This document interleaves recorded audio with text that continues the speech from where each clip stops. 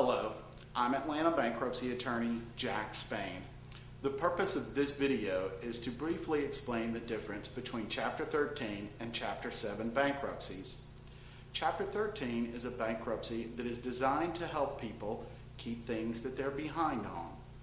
For example, if you've fallen behind on your mortgage payment and the mortgage company is threatening to foreclose, Chapter 13 can prevent this foreclosure.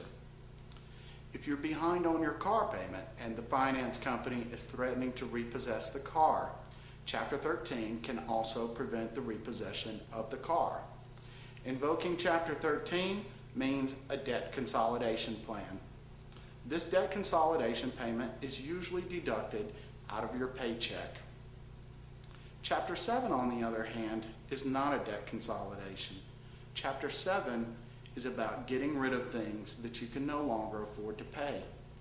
If your income is low and you have high medical bills, high credit cards, and you cannot afford to pay it, Chapter 7 is usually the way to go. Chapter 7 is not a debt consolidation plan. With Chapter 7, you're seeking a discharge of the indebtedness.